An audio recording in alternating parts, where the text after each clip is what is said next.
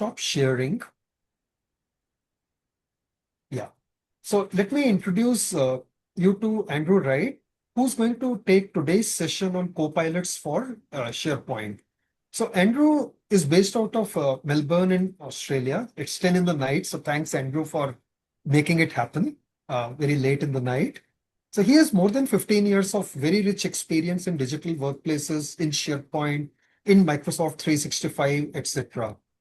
He's a very renowned digital workplace specialist. So he has designed digital workplace solutions for a good number of organizations. He has led something called the Worldwide Intranet Challenge for 10 years. And as part of that, they've benchmarked more than 250 organizations on their intranet. He publishes a digital workplace hub newsletter with more than 2,000 subscribers. It's pretty popular. So that is something that keeps him very active. He's also developing something called the Contextual Digital Workplace Framework, which uses metadata to a large extent to make things happen. So over to you, Andrew. The field is yours. Thank you. Okay, no worries. Great. Thanks everyone for joining in. So the way I came to present is someone posted something on LinkedIn asking about knowledge management and AI, and I posted a response there explaining a project that I'd worked on where I'd used Copilot and PowerShell and the PNP modern search web parts to kind of automate the tagging. So I just went through the process, and Ved saw that comment and thought it'd be interesting for this group. So that's kind of a bit of a background to how I've got here. So that's what my presentation is going to be about. It's going to be about that project. So it's going to be a real broad, I'm going to go from start to end, all the various steps that I went through and all the different tools that I used. So it's not a deep dive into any one of those aspects. It's really just a broad cross-section of the whole process. So there'll probably be some bits you'll know, some bits you won't know. So I'll go through, I'll share my screen now.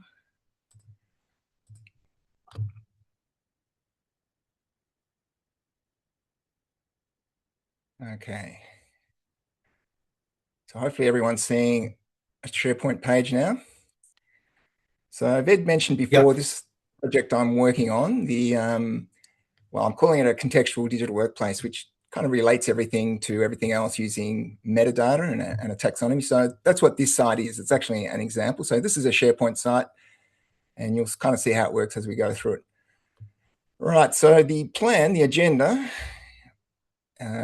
is to go through these 6 steps. So I mentioned before the project I worked on. So what we did, we used Copilot to come up with a taxonomy. So we got Copilot to review different document libraries and then suggest a taxonomy, and then we modified that taxonomy manually in conjunction with various teams. Then we set up the term store in SharePoint. So once we've got the taxonomy agreed, we created a term store in SharePoint. I'm going to go through all of these in a bit more detail in a second. This is just the overview. Once we had the term store, we assigned all those terms to libraries. So we enabled the tagging to happen. Once we came up with our categories, we used, again, Copilot to suggest values for all of the documents. So this was the real time saver, and I'll go into that in a bit more detail later on, but this really saved heaps of time. So instead of manually having get people to tag documents, we used PowerShell, which is an automated tool to do that. There's other options as well, like everything with Microsoft. There's 4 or 5 different ways to do things. So we did that. Then we automatically assigned the values to documents. So we went through, used the PowerShell script with actually updated the metadata of the documents. And then we used the modern search web parts to filter those. Well, the end users use that to filter the values. So that's an overview. I'm going to go through each of these steps in a bit more detail. Just a few assumptions I'm making, though. I'm assuming everyone's got a bit of an understanding of SharePoint, Copilot, and PowerShell, knows what I mean by those terms. Also, when I talk about web parts and the term store, metadata, content types, I'm not going to explain those in much detail. I'm just assuming, because everyone's on this call and it's about SharePoint and Copilot, that you already know about those. In terms of access, you're going to need access if you want to implement any of these ideas, or know someone who's able to update the term store, can modify and create content types, run PowerShell scripts, install the modern search web parts, and add the custom properties to refinable strings. So I'll go through all of those. So you do need a bit of access to get those things happening. One thing I'll say is don't be intimidated by PowerShell. I'm not sure if many people on this call use PowerShell, but for years and years, I used to put learning PowerShell off. Then I decided to bite the bullet, got it installed and started using it myself. I'm not a programmer, I'm not a technical person really at all, but once I've got the hang of it now, it's a lot scarier than it sounds. So I'll show you some scripts and how they work. All right, let's get into it. So the first thing I'm going to do is just show what the end result looks like. So I've prepared the meal, and we're going to have a look and see what that looks like. So if we go into search, and this is a custom search page, which the format will be familiar to lots of people. If you've been on Amazon or eBay or any of those sites, you've got a refinable fields on the left-hand side. You've got your contents here, and you've got vertical filters up the top. So this is all implemented using the PNP modern search web parts. So if you're not using those, I'd strongly recommend you investigate it. They're free, easy to install. I'll put a link in the chat where you can find out more information about it.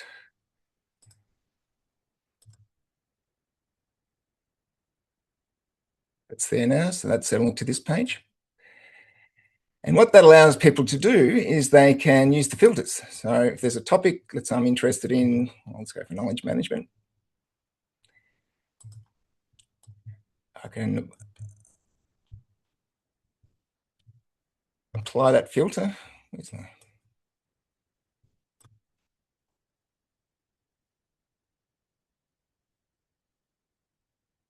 And that filters my search results there by knowledge management. Then I can go further and use combined filters. So I can choose an author, Dave Snowden. Most people probably recognize his name.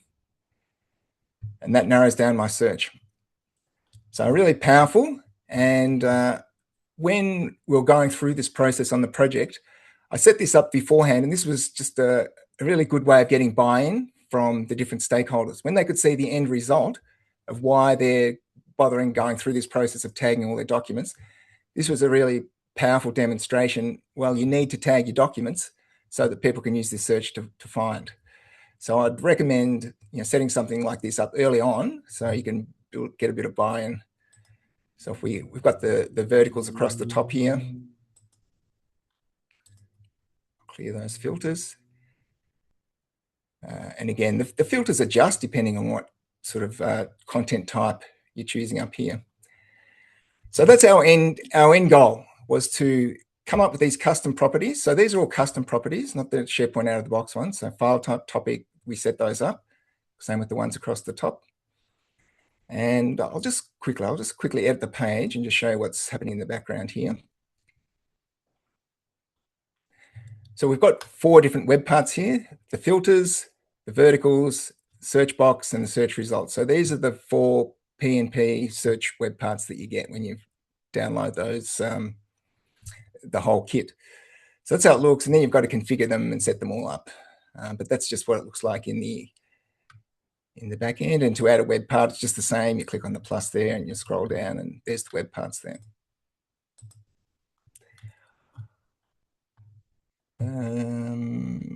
Okay. So that's the end game, is to come up with some properties here and allow people to search. Just a little tip as well. This is something we did. So there's a lot of talk, and everyone else has probably read these articles, of AI is surfacing bad content. So it's a problem. Everyone's realizing, geez, we do need to have a taxonomy. We need to get our metadata organized so we're doing quality content. We have to do a content audit. We have to clean up all our content before we start using Copilot. So a little sort of quick workaround that I've sort of suggested to a few organizations is, once you've got the metadata, you can actually set something up to restrict what content people search for. So in here, we've got status equals approved. So if you've got a document that's tagged with status equals approved, you can limit people's Copilot scope so it only searches those documents. So straight away, you're ensuring that people are only searching quality content. So handy little sort of tip.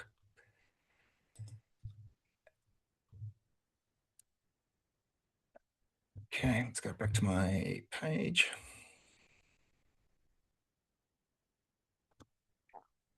Any questions about that? Quick ones. Just post them in the chat. Maybe Ved, you can keep an eye on the chat, and if someone's got a question, just let me know. Sure. All right, so use Copilot to suggest a taxonomy. So I'm going to go through the steps that I did. So we go into the document library, and you'll notice I've already set up some properties here. So we've got file type, organization, status, topics. We've got 4 there. Nothing's been tagged, they're all blank. So what I would do, we'd export to Excel. So click on export to Excel.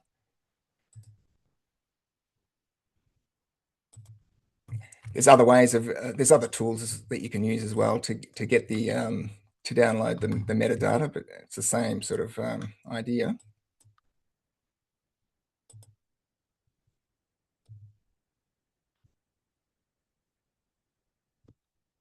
I'm just changing the screen. Okay, hopefully you're seeing Excel now. So this is those files, but in a spreadsheet. And you'll see it's got some, it's got the same column headings there.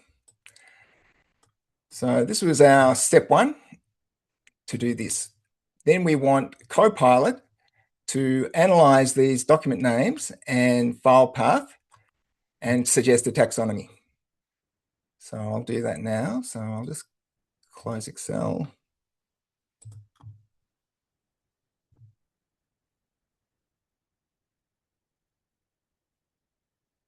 Go back into here. Now I've set up a prompt already. Review a spreadsheet and suggest a taxonomy. So that's what we want. So I've just got the instructions there. I'm just saying to review the path and files columns and recommend a taxonomy. So if we go into Copilot now, press that message in there and add the file. And run that. So it's looking through the spreadsheet and it's going to come up with a taxonomy. This is the free version of Copilot? Yes. Yep. Yeah, now Ved did ask a question. I'm just searching the file names and folder paths for this taxonomy. Now you could, if you had the proper version of Copilot, you could actually search the documents themselves and come up with probably a more accurate taxonomy. All right, so this is what it's come up with. It's come up with some possible topics for a digital workplace taxonomy. So strategy, platforms, architecture and design.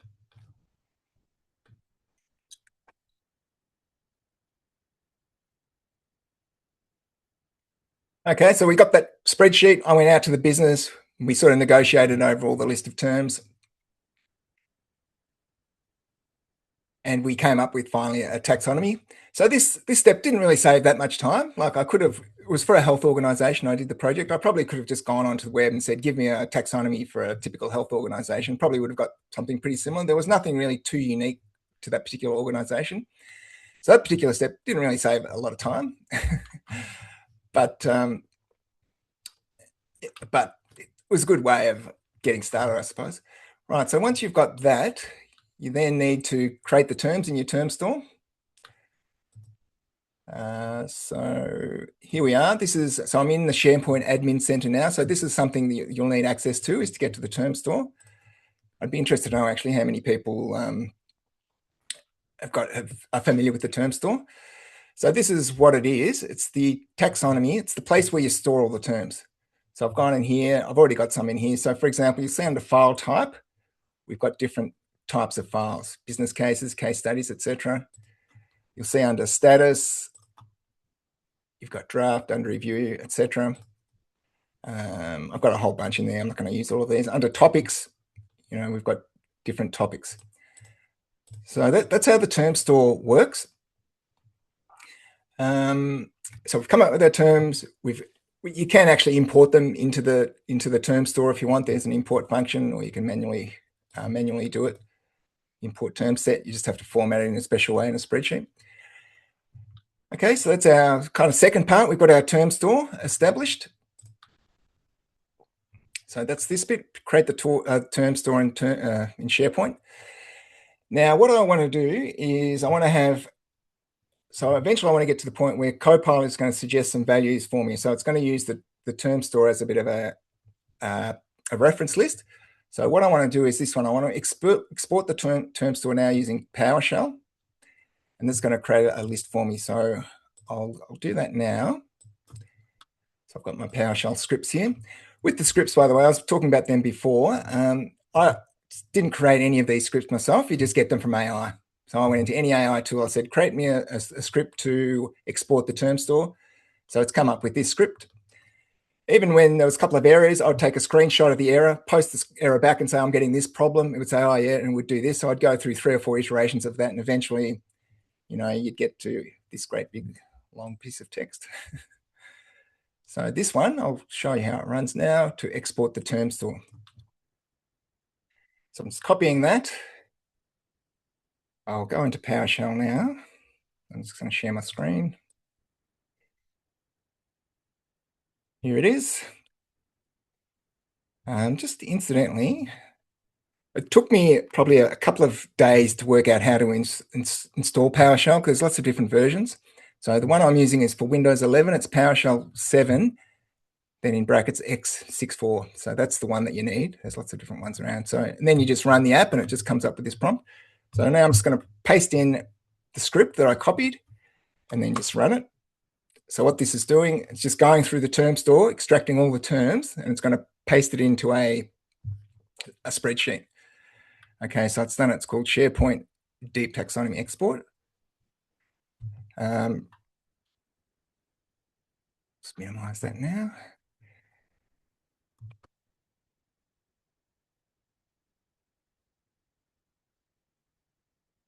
Show you what that looks like.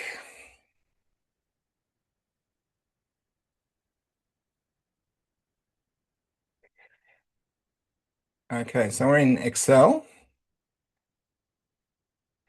So I set this up before, actually. It's so what I've got now is I've got the documents. So these are the documents that we downloaded in step 1, remember, from the document library. Here we've got the metadata. So I've got file type. So there's a bit of formatting. It took me 5 or 10 minutes or so to format the spreadsheet that was downloaded. But now I've got a column called file type, one called organization, one called status, one called topics, and it's got all the eligible values in those columns.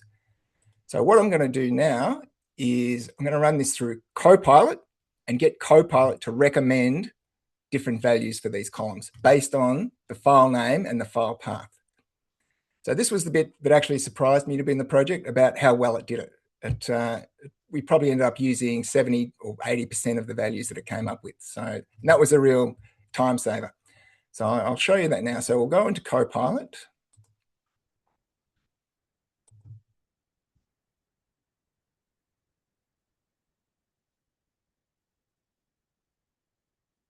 I've got my get my Copilot prompt actually, first of all. So suggest metadata values for a document library. That's what we're doing. So I'm just going to copy that script already. So you can, took me actually a while to come up with this script, but you can modify it. It's just saying to compare those two sheets in the spreadsheet and create a CSV file with the values mapped. Okay, so let me go into Copilot, putting that prompt in there. Now I need to add the file, which is this one, documents and metadata. Let's close it.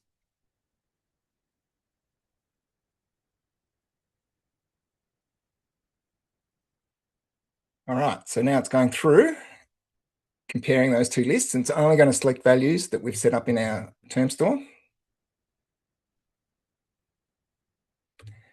Okay, so this is producing it now.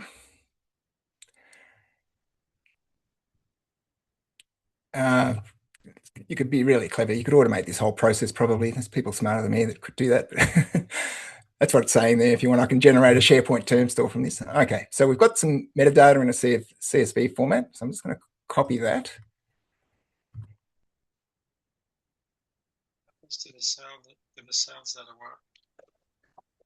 What happens to the cells that were already populated? Yeah, that's a good question. It keeps those values, I think. I'd have to double check that one. They're all in the project. They're all blank. They weren't even using metadata at this place, but that'd be something to test. Otherwise, we could enrich the prompt by letting it know, no, don't touch whatever is pre-filled Right. or something. Yeah. It did take a bit of effort to play around with that prompt on the project, particularly. The prompt was more complicated there. All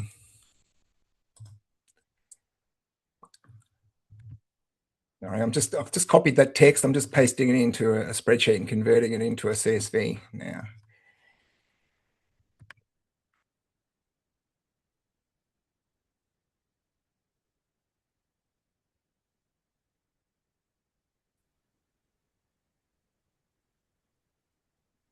I was a bit worried when you mentioned the admin access in the SharePoint. So I work for a big organization. Can this be localized? Whatever you are presenting right now, which is very useful and nice, can it be practiced into a smaller scale of a bigger part of an organization? How does that admin access work? Is this can be a local admin, or you don't know, or does it make sense what I'm asking? Yeah, you're sort of trying to limit the scope, of so you don't affect the whole tenant. Is that right? You could probably do it on a site by site. Just at the site level, just have one site. Yeah, look, I'm not 100% sure. I would have to look all that up about limiting the scope. So what I'm showing you here, this is just my own kind of laptop. The project that I did was handy because I was working directly with the IT team. So I said, I need to install the PNP modern search web parts. And the guy I was working with said, yep, no worries. 5 minutes later, it was done. But I've worked on other projects where it's like a 2-week process and you've got to get all sorts of approvals, and it's a bit difficult. So it's a good point you make, though. Okay, Yeah, so I've saved that now. I've saved that to a CSV file. And let's just open that CSV file and see how it looks.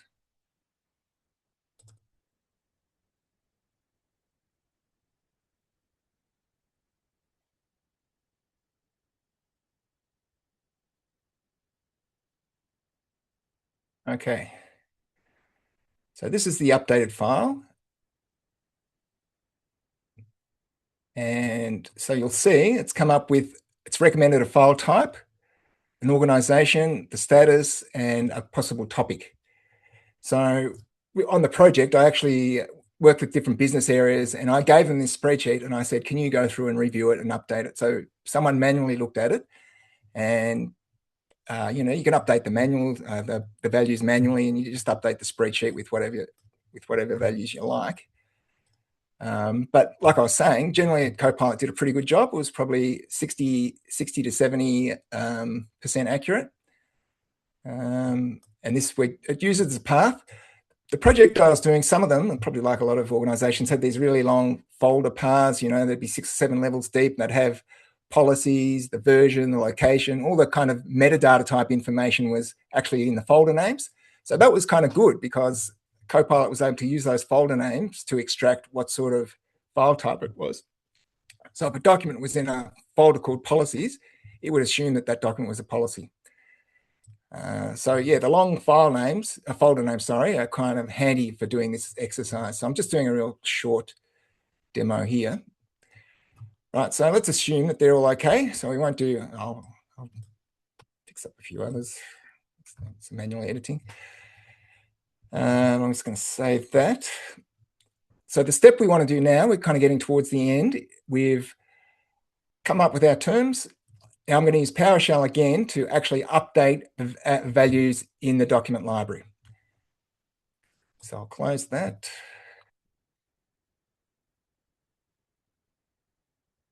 And just a reminder, so this is how our document library is looking at the moment. There's no values in here. There's some files that are in these folders which had the values that that guy before picked up on, but otherwise they're all blank. Okay. Andrew, we can't see your screen. Oh, I forgot to click share. All right. So we're back in the document library. We've got no values here. They're all blank. So I'm going to run the PowerShell script. And I'm going to use that CSV file that I've just created to populate these properties. Okay, so I need my PowerShell script again, which is, I'm going to use update the actual metadata properties, this one here. So you can see a bit of information here. It's going to look for the updated file CSV, the one we were just looking at. It also needs the taxonomy export that we did. And don't ask me to explain what the rest of this stuff means. Okay, so I'm just going to copy that. Go back into PowerShell now. Hopefully you're all following what's going on here. I know I'm jumping around a little bit, but we're back into PowerShell. Paste the script in there and then just run it.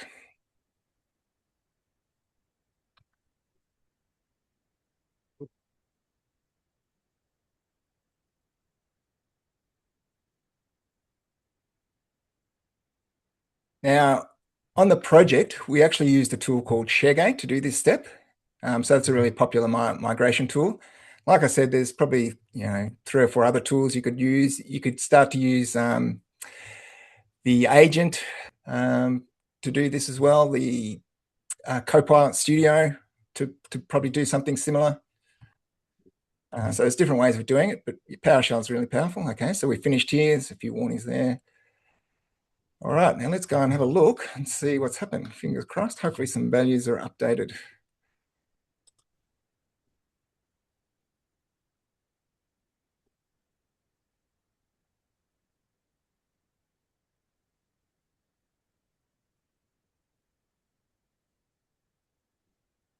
All right, so this is our document library. Can everyone, am I showing that right screen there?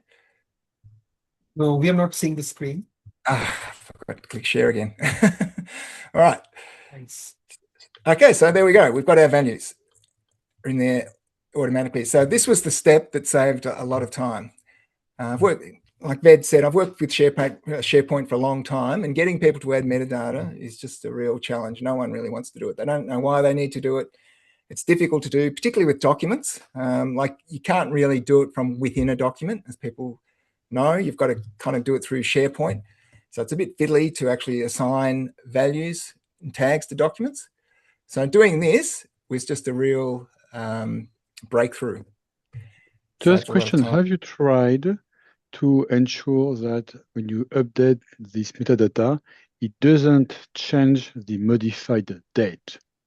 Because by default, when you change the metadata, it updates the date of the file of the date of the change. That's a good question.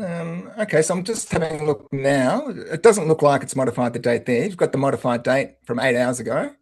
But so it hasn't. The system probably time, because they all have the same time now. So it looks like it has updated. That's true. Well, let me go in. Now, if you wanted to update this manually, just for those that don't know, you'd actually select the document.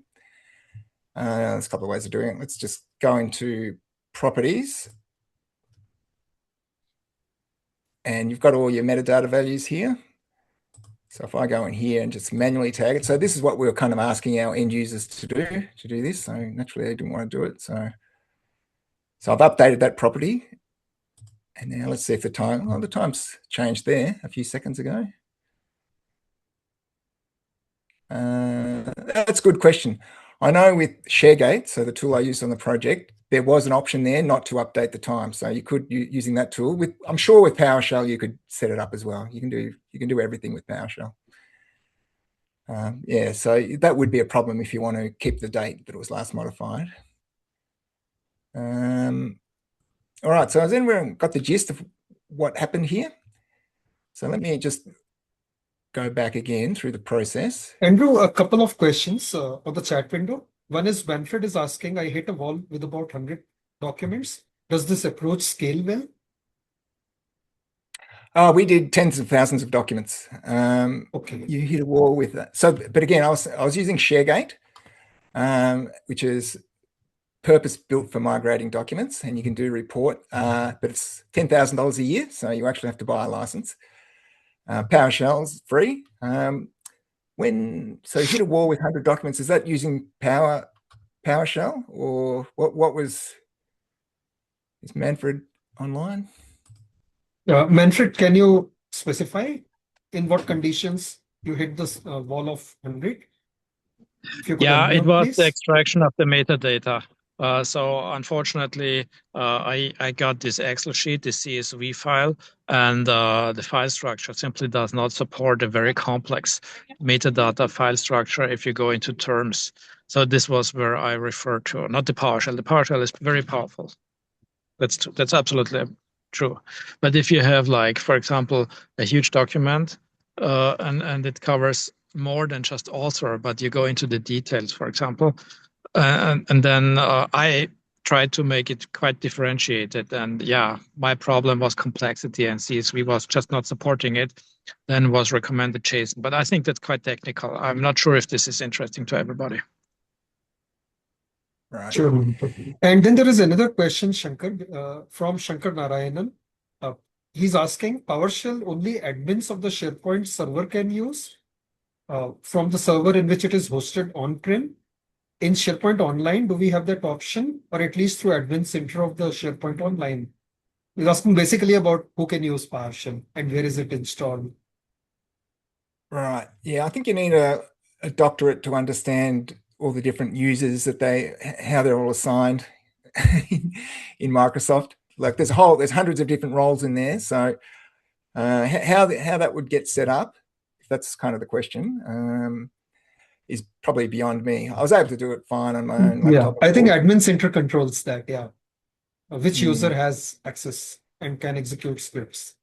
I guess what I've done on other projects, because it can be really annoying, because you want to do all this stuff, and if you don't have the right access, you can't do it. So what I've kind of done now on projects is I try and get friends with that person who can give me access. Yeah, and I try. That's often important. there's a process you've got to go through. You've got to fill out a lot of paperwork, and then you've got to get clearance and all sorts of things to get this access.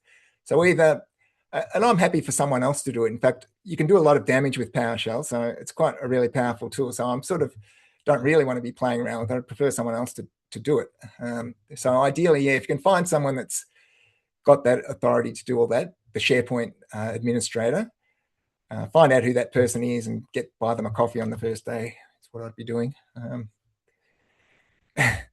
It's great having it on your own laptop though, and being able to experiment with things, because I'm the only one that's going to suffer if something goes wrong. All right, so let's just recap, because we've got still a bit of time. I actually played around with the agents. Ved was interested in having a look at those. So I've kind of got an agent up and running, and I just want to maybe talk about that for a little bit. We've still got 20 minutes to go. But I just want to, before we get there, I'll just recap. So we went through the steps. Used Copilot to suggest a taxonomy. Yeah, it was good. Didn't really save that much time. It's pretty handy.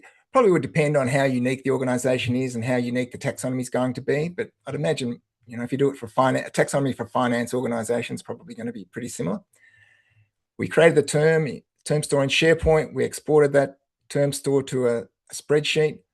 We exported our library list our document library list of names and file paths, compared those two, and got Copilot to recommend some values. That was step 4. Then we used PowerShell to assign those values to the documents. And we'll just do this last step now, step 6. So we'll go back to sort of close the loop. We'll go back to our search page. And we'll just see if it's updated. Sometimes it takes 5 or 10 minutes for the index to update, but let's have a look. So if I go into documents. Now, if you remember when I searched, there was, here we go, it has updated. So there's now 9 documents that are approved. So if I apply, that shows the filter of my 9 approved documents. And then we can use our topics as well appear here too.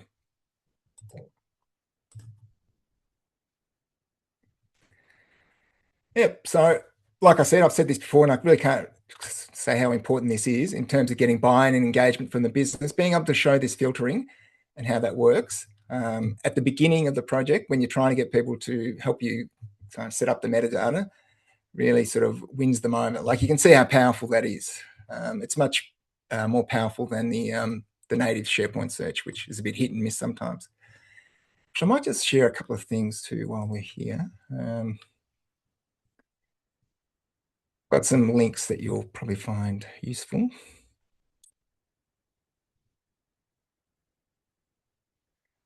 Okay, I've got I've made a few videos about how to use those modern SharePoint web parts. So they're all on this YouTube channel. So I'll share that. I'll put that link in the chat. So you've got things on here, how to, once you've got the metadata, and I'm talking to my crowd here because I love my metadata and I think it's really underutilized within organizations, and you can do a lot with it. Once you've got all your metadata set up, you can do things like creating a personalized SharePoint page, all sorts of things that you can do once you've got all your tagging done. And I've been reading a lot of articles about the impact of AI, and people are just saying how important it is for your taxonomy and your metadata to be up to date. So if I go into Copilot and I do a search and there's no metadata, and I say, I want all the approved policy documents to do with leave. Now, if I do that and it's up to Copilot to interpret that, it's going to be a bit hit and miss. It's going to try and read the document and make a decision for you. On the other hand, if I've got the metadata set up where status equals approved, and I go into Copilot with that prompt and say, search only for documents where status equals approved, that's much more robust and you're going to get much more accurate results with that metadata. So, there's a lot of good uses for metadata. Yeah, I love metadata. I'm a fan. So anyway, on this page, I only just started it. I've only got 29 subscribers at the moment. That's a bit sad, but but there's probably half a dozen of these videos are all about using those modern web parts. So you'll get examples on there. And I use that site that we've been looking at as an example. So that's one useful link. I better share my newsletter hub as well. This is, I do this every week. Hopefully people have seen it, but subscribe to that if you like. That's just a roundup of different articles to do with the digital workplace. So a lot to do with SharePoint on there.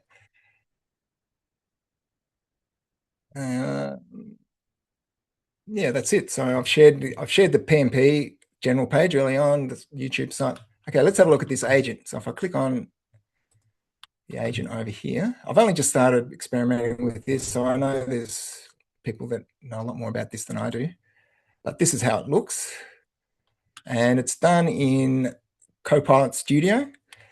So I managed to get an evaluation version installed of Copilot Studio, and you also need Power Apps Premium, which you can also get a evaluation version for 60 days. But I had to play around. This is also free here, but this is how it looks. And I can see the potentials there. Like, it would be really powerful, but there's some issues. It's really expensive. So for people to use Copilot on their SharePoint, it's $30 a month per person. So if you're wanting a whole organization to be able to use Copilot to search all your SharePoint document libraries, it's going to get expensive pretty quick. So that's a kind of a barrier to sort of stopping people. Yeah, this is how it looks. So it just grabs all this information from the various pages that I've set up, and it's not bad. Be interested to know how people are going with agents. All I ever seem to hear about now is agents. Okay, Ved, that's all I really wanted to cover. I think I've been through. I'll show you one more example of. So I talked about metadata, and I've talked about the contextual digital workplace. So this is an example. All of these pages here all are heavily using metadata. So here's a page called Knowledge Management, and it's just an aggregation of other pages that have been tagged with topic equals knowledge management. So on here, I've got some recommended resources here. I've got articles to do with knowledge management. If you click on the people link, these are kind of people that know a lot about knowledge management. I added your name in there last week, Ved. You've got websites to do with knowledge management. So this is all the information I put in my newsletter, but the newsletter is just a big long list of links. So what I've done here is I've tagged everything and I've made connections with everything. So I can click on this article here from Stan, and it just gives a bit of an update of what the article is. Then you can actually click on the article here. Links back to the topic again, so I can sort of, everything's related to everything else, all using metadata. So it's all dynamically maintained. So what that means is if I delete Stan's page, for example, the other 100 pages where it appears, it's not going to appear there anymore. It'll automatically be deleted. I don't have to manually go to that knowledge management page and delete Stan's name. It'll just be deleted automatically. Okay, one other last final point I'll make is, so this site, I'm actually kind of sharing around, getting people to sort of give me some feedback about it. So if someone's interested in getting some access, and it's far from perfect, that's really just a sort of work in progress, send me a message on LinkedIn and I'll put you on a list. I've got about 10 people looking at it at the moment, but if you're interested in exploring this SharePoint side a bit more, just let me know. All right, Ved, that's enough from me, I think. There's probably time for a few questions if anyone's got one. Yeah, thank you, Andrew. So everyone, please unmute and ask questions. Anything related to the whole demo that he showed, the entire cycle. It's not too technical. It's always the test. I always think if I can get something up and running, anyone can. So again, with PowerShell, if you haven't sort of have a play around with it, I recommend you do it. Same with the Copilot Studio. That's worth playing around with. It probably did take me a day or so to get that up and running. It was a bit fiddly, but AI is really handy. You know, you can go in there, any problem you have, you put the problem is, and it comes up with a solution. No, just one comment. Instead of using PowerShell when you had your CSV, you could have changed the SharePoint lists with spreadsheet view. Then you could have copied one column. They've copied all the columns of metadata in one shot. Okay. Yeah, and I know SharePoint itself is introducing some auto tagging components so that some AI, so that when you upload a document, for example, it might recommend certain terms. I know that could even be out there now, I think, or I know it's not far away, but Microsoft definitely recognized getting people to tag things is a problem. So they're trying to do some AI inspired solutions to that, which will be good. Okay, well, if there's no more questions, we can finish 10 minutes early, which is good. Nothing else. Any other questions? We've covered a lot. It's like I said, it was really broad. I didn't really drill into any details. In total, this probably took 2 or 3 months to go through all of this process. So, consulting with the business, it was good to be able to go to the business with a spreadsheet with some values in it already, rather than to go to blank spreadsheet. At some Andrew, point, if I may ask a question.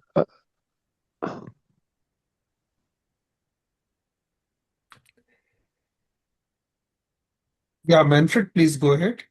Yeah, just one question.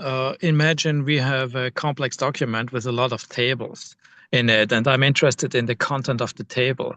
Would you be able to metadata this content of the tables as well? Like, for example, I have properties of a certain asset, for example.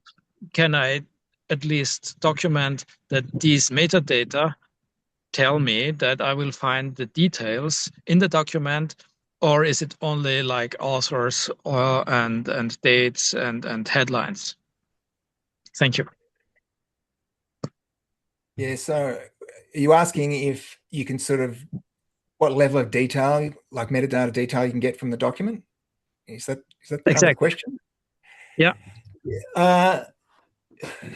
Yeah, so in this demo, I just used the file name and folder path as the source. In the project, I actually did search document library, so I had a proper version, and we were able to point it to a library and do it that way. But we were only interested in the values like document type, topic, those values that I showed you. We weren't really interested in any kind of more detailed metadata than that. But I wouldn't be surprised if you could get that level of detail that you were talking about. Well, it is possible for sure. Yeah. The problem is, could it be done in SharePoint that elegantly? Yeah. Yeah, I don't know. Yeah. Someone wanted the script for the who is it? Yeah. In fact, yeah. Louis. Is it possible that you share your page itself so that one can have a look at these scripts? As you mentioned, these are generated by Copilot itself, and then you modified them. So that's another use case I didn't use Copilot. I used another AI tool to get the scripts. Okay. Yeah, I just think I just But used it is AI ChatGPT. generated, yeah. Yeah, it's funny. I started off trying to use Copilot, but it wasn't giving me a good answer. So I actually used a different tool. I can share the script about updating. I can post it in the chat. Yeah, maybe post it in the chat window. Actually, I'll save it Along to a with the text file. title. Yeah. So that's the script to update the metadata. Yeah. All right. Let me just save that to a notepad file. Okay. I also wanted to ask, at some point in the presentation, I think it was early in the presentation, you did mention some toolkit. Was this reference to the presentation you made, or was it some other kind of toolkit that we didn't talk about? Do you remember the reference, the word toolkit? Maybe it was you, maybe not, Andrew. So maybe not toolkit. So I spoke about ShareGate, which is a third-party tool. That's a $10,000 a year one. I spoke about no. It was maybe VED. the PNP modern. The PNP maybe modern VED actually talked about a toolkit, or maybe like a knowledge management toolkit kind of thing during the introduction, maybe before you come in. Yeah, I think And Brad talked about the ISO toolkit, ISO right? 30401 toolkit. So that's about if you want to implement ISO standards for knowledge management in an organization, then we have a complete toolkit which can be followed, right from strategy to. Where that can be found, please? It's on the KM Global Network website. I pasted the link for that early on.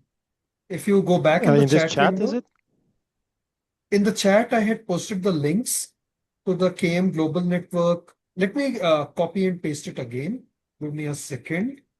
So it's on the website, and while we are still on, let me see if I can also share it with you. Give me. Yeah, thank you very much. Yeah. Thank I'm you. just going to paste the actual link also where it lies, the toolkit that I would talked be, of. yeah, that would be very useful. Yeah. Thanks, Andrew. Yeah. So Okay. Thanks, So Fred. just put that script in there. yeah. Update metadata script. That's how to update, how to use PowerShell to update the metadata in SharePoint document library.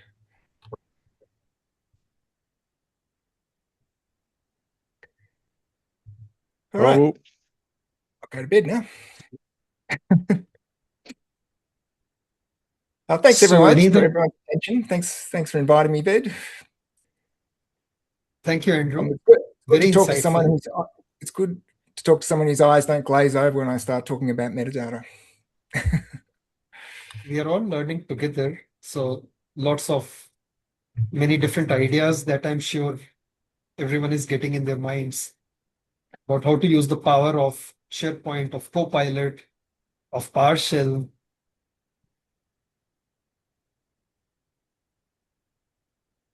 So any other questions before we close? I'd also probably ask for suggestions on in this Know Your KM Tech series. We had Manfred who had taken a session on Gen AI and how do you use it for knowledge management. This is the second one in the series. So are there any other topics that you are looking for? You can type it in the chat window. I'll see if we can organize that. And it will be even better if you have some speakers in mind. So I'll contact them and organize sessions for the benefit of entire KM Global Network community and beyond. So anything to do with the technical aspect of knowledge management, the platforms that we use, or anything that you have faced in the workplace, left a bit confused or would want to know more, you're most welcome to share that. So this is a completely community-based initiative, and we support each other in moving forward. Culture change and KM would be interesting to challenge sometime. Thank you, Dimitrios. So this we are actually taking up in KM Global Network annual course, this particular topic. Right. So maybe if you go through the playlists in the KMGN YouTube channel, you'll actually find recordings of each of the sessions. We have approximately 22 sessions, and we have been doing this annual course from 2021 onwards. So you'll find plenty and plenty of videos. See if you can locate the right ones. There are more than one which relate to culture change, and likewise a host of other topics as well. So you can have a look at those. Louis, thank you for that. Deploy a new KM tool. Please do reach out to me, Louis.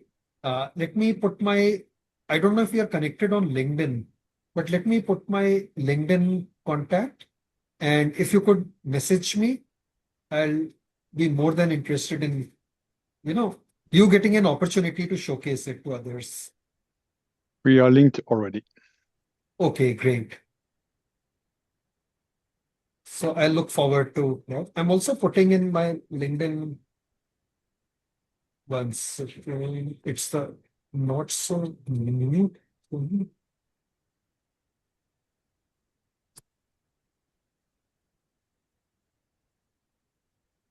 So thank you everyone very much for joining the session.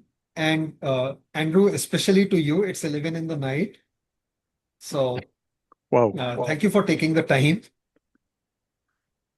So thank you and see you No in worries. the next iteration. Thanks a lot. Okay. Bye, everyone. See you. Thanks, Ved. Bye. Thank you. Thank you very much. Thank you, everyone who joined. Thank you. Thank you. Thank you. Have Thank a you great very day. much.